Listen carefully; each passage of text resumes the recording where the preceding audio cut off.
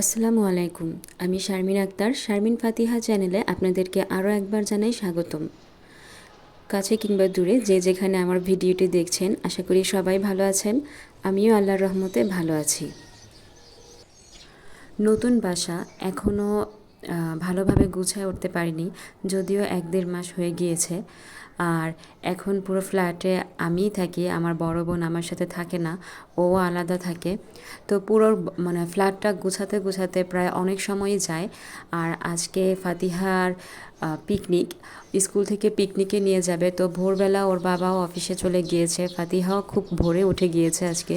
অন্যান্য সময় কিন্তু ডাকতে ডাকতে হয়রান হয়ে যাওয়া লাগে, ও কিন্তু ঘুম থেকে উঠতেই চায় না। আর এখন পিকনিকে যাবে, তাই খুব ভোরেই ঘুম থেকে উঠে গিয়েছে, রেডি হতে হবে। আর ওদেরকে একটা অফার দিয়েছে যে স্কুল ড্রেস পরে না গেলেও চলবে, সবাই সিভিল ড্রেসে যেতে পারবে। এজন্য ওরা মানে যত ফ্রেন্ড আছে সবাই সিভিল ড্রেসে যাবে। তাই সকালবেলা উঠে একটু সাজুগুজুর ব্যাপার আছে, সাজুগুজু করবে, রেডি হবে, তারপর যাবে। তো আমিও এই ফাঁকে আমার সমস্ত রুম গুছিয়ে ফেলছি। আপনারা তো খুব ভালো করেই জানেন, আমার আগের ভিডিও যারা দেখেছেন, যে সকালবেলা যদি আমি না রুম গুছাই আমার একদমই ভালো লাগে না, বিশেষ করে বিছানা, ঘর ঝাড়ু দেওয়া। তো যেহেতু এখন লোক নেই, রায়ানকে ওর বাবা মাদ্রাসায় নিয়ে গিয়েছে, রায়ানদের তো আবার শনিবার খোলা থাকে, তো একদমই ফাঁকা রুম।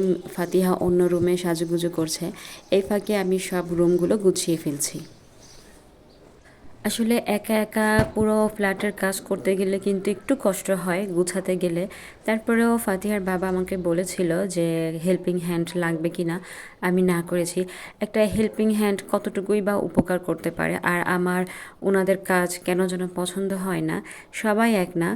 আমরা আগের বাড়িতে থাকতে আমার বড় বোনের হেল্পিং হ্যান্ড ছিল, উনি খুব ভালো ছিল, কিন্তু এখানকার কীরকম আমি তো জানি না। আর কাপড় ধোয়া, ঘর মোছা, আমার কাছে মনে হয় যে এগুলো যদি আমি না ধুই, আমি না করি, তাহলে আমার মানে পরিষ্কার হবে না, ভালো হবে না। আমার কাছে এটাই মনে হয়। এই কারণে আমি হেল্পিং হ্যান্ডটা পছন্দ করি না। তো দেখা যাক, অনেক দিন পর যদি অসুস্থ মানে বোধ করি বা ভালো না লাগে, হয়তো বা তখন নিতেও পারি। বড় বড় কথা বলে আর লাভ নাই। তো এই পর্যন্ত যারা আমার ভিডিও দেখছেন, ভিডিওর কোনো অংশ যদি ভালো লেগে যায় তাহলে প্লিজ একটি লাইক দিয়ে দিবেন এবং চ্যানেলটি সাবস্ক্রাইব করে পাশে থাকবেন। আর অলরেডি যারা করে দিয়েছেন তাদেরকে অসংখ্য ধন্যবাদ। আর এখানে আমি চলে এসেছিলাম ঘর গুছিয়ে ফাতিহাকে নিয়ে। ওদের অনেক স্টুডেন্ট যাচ্ছে, প্রায় 17টা গাড়ি, 18টা গাড়ি যাবে, বাস যাবে পিকনিকে।